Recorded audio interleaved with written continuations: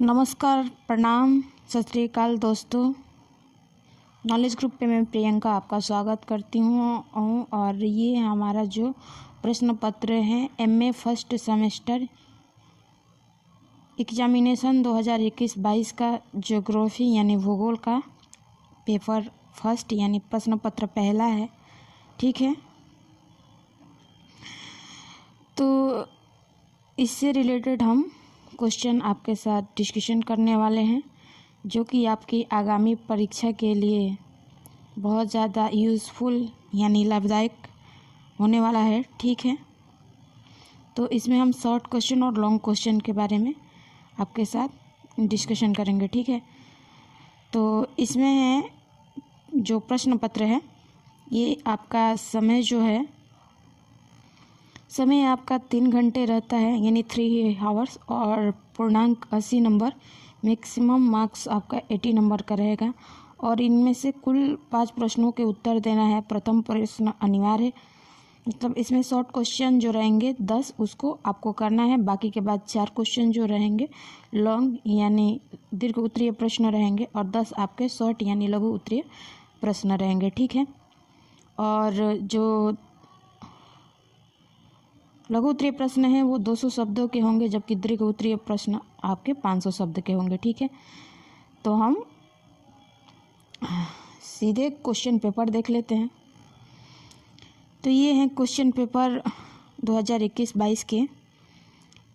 पहला है कि निम्नलिखित प्रश्नों के लघु उत्तर दीजिए और एक क्वेश्चन 4 नंबर का है यानी 4 × 10 यानी आपके 40 नंबर का शॉर्ट क्वेश्चन है। ठीक है, 10 क्वेश्चन रहेंगे और 10 को आपको करना है। ठीक है, ये आपके 40 नंबर के रहेंगे। ठीक है, तो पहला प्रश्न इसमें है कि भू आकृति विज्ञान के कार्य क्षेत्र की विवेचना कीजिए। ठीक है, दूसरा प्रश्न है इसमें कि वर्तमान भूत की कुंजी है, व्याख्या कीजिए। ठीक है,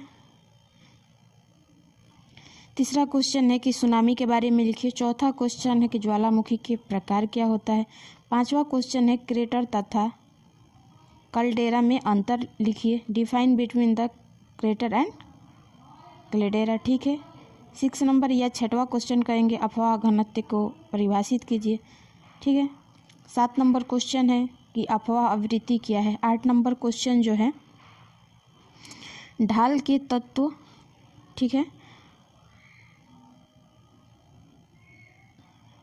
और अगला क्वेश्चन है भारत में भू आकृति विज्ञान के विकास में विवेचना कीजिए। ठीक है, और 10 नंबर क्वेश्चन है भूगोल में लघु उत्तरीय प्रश्न में कि राजमहल पहाड़ियों की प्रमुख स्थल कृतियों की सूचीबद्ध कीजिए। ठीक है, तो ये 10 प्रश्न थे जो लघु उत्तरीय थे।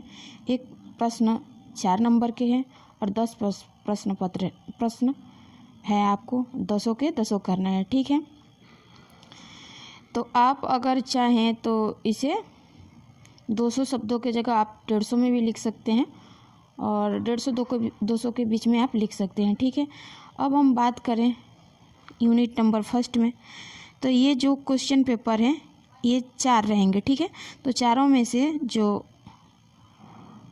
लॉन्ग क्वेश्चन रहेंगे आपको एक एक करना है। ठीक है, तो सबसे पहले यूनिट फर्स्ट में बात करेंगे क्वेश्चन नंबर 2 में कि पहला प्रश्न है कि भू आकृति अध्ययनों में मौलिक संकल्पनाओं के महत्व की उदाहरण की विवेचना कीजिए। या क्वेश्चन नंबर 3 है कि भू आकृति विज्ञान के क्षेत्र में A.N.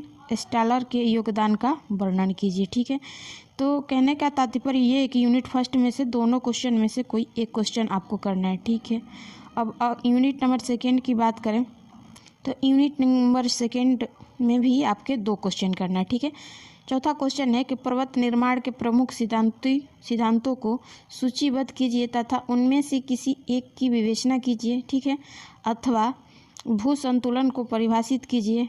प्राण अथवा एरी द्वारा प्रदत्त भू संतुलन अवधारणा की विवेचना कीजिए। ठीक है, तो ये भी क्वेश्चन 10 नंबर का है। ठीक है, इसमें से जो क्वेश्चन आपको समझ में आए आप उसको कर लीजिए। अगर आपको इंग्लिश में क्वेश्चन आता है तो इंग्लिश में करिए, अगर हिंदी में आता हो तो हिंदी में व्याख्या कीजिए, जिसमें आप कंफर्टेबल हो उसमें आप क्वेश्चन पेपर आप सॉल्व कर सकते हैं। ठीक है, अब बात करें यूनिट नंबर 3 में कि इसमें जो क्वेश्चन है लॉन्ग वो कैसा है।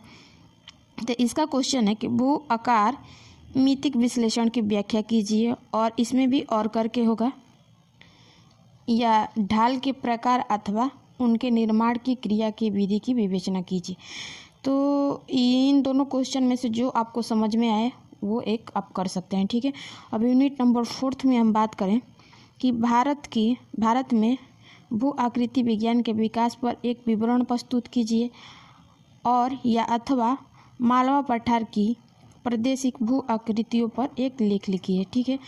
तो ये थे MA ज्योग्राफी यानी भूगोल का प्रथम प्रश्न पत्र, ठीक है। आई होप कि आपको बहुत ज़्यादा पसंद आए, और आगामी परीक्षा के लिए हम इसी तरह का प्रश्न पत्र आपके लिए लेकर आएंगे, ठीक है। तो इसी तरह का अगर आपको वीडियो चाहिए तो आप हमारे चैनल को सब्सक्राइब कीजिए, लाइक कीजिए, और अपने मित्रों को बताइए, ताकि आगामी परीक्षा के लिए इस क्वेश्चन पेपर से उन्हें बहुत ज़्यादा फ़ायदे हों, ठीक है। तो इसी के साथ हम कहना चाहेंगे थैंक यू।